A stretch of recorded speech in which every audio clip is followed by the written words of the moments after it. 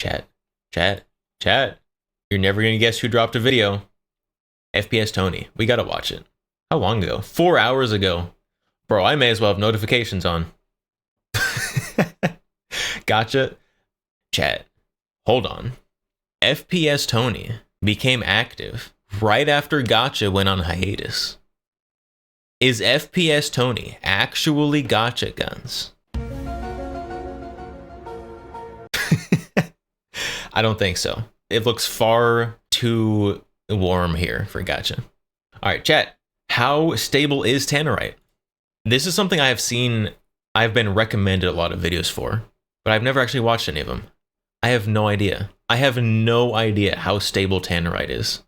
I would guess fairly stable because they sell it like off the shelf at your local Cabela's.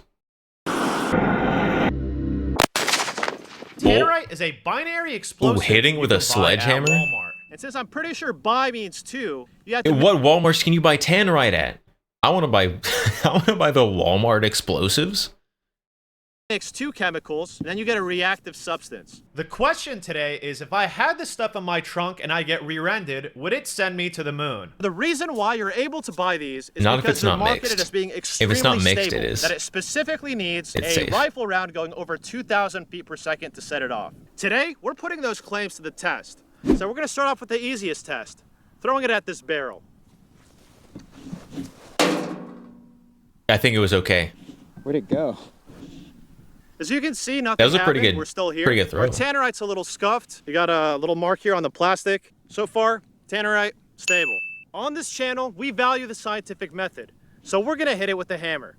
Let me know. Yep. Okay, it didn't go off with a hammer. That's probably very good.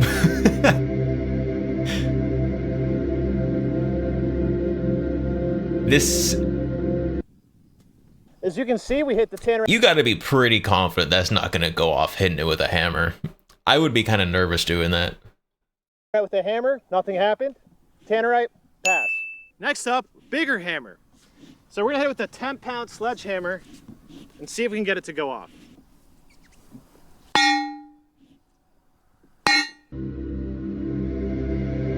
I mean, so I guess in my experience with Tannerite, I've had Tannerite not go off because it was shot with subsonic 9mm. So you gotta be friggin' Thor out here swinging his hammer to get Tannerite to go off, probably.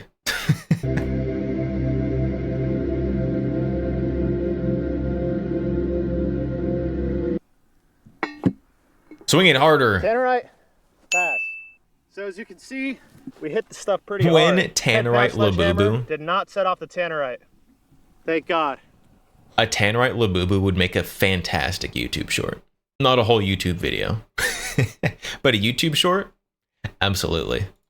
That one kind of had me nervous, but Tannerite, stable. So hitting it with the hammer didn't do much. So we're gonna hit it with the blowtorch.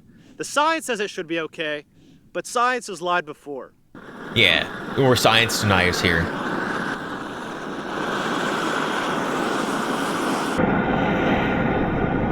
Oh, it looks like science was right on. Is it melting?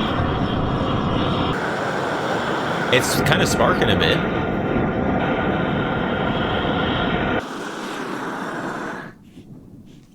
So I'm not gonna lie, I got kind of nervous because it started sparking, and that's not supposed to happen. Looks like it melted. The Tannerite didn't go off, and I'm still alive.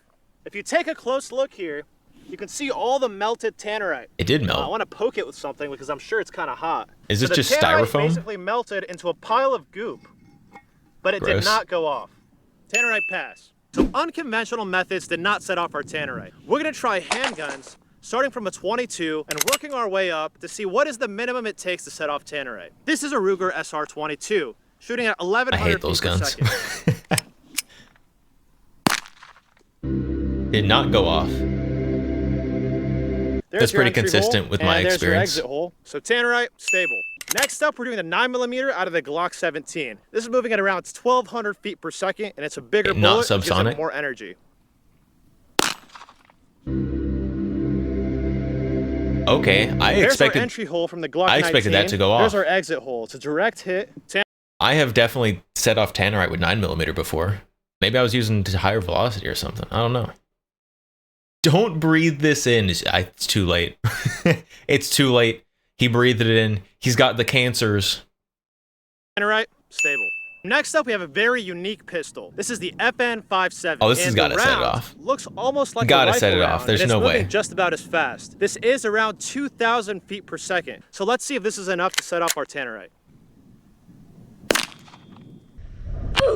Did he miss? We got our entrance hole right here.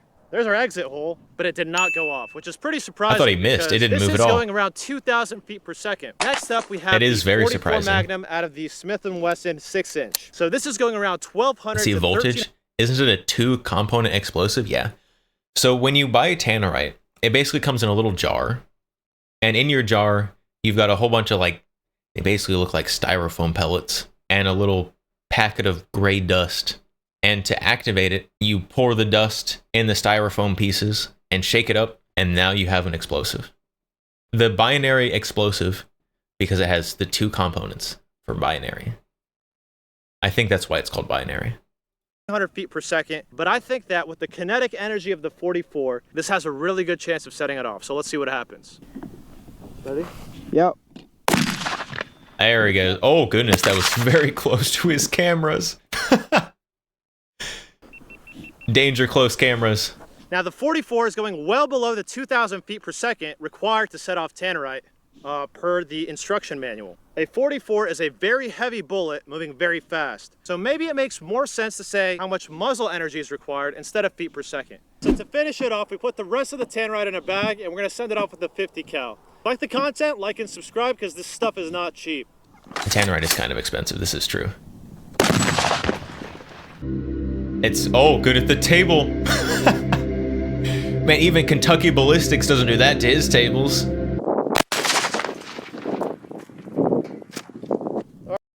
He just left a, hey, I was watching the video. Just left a skeleton behind. I don't think the table made it.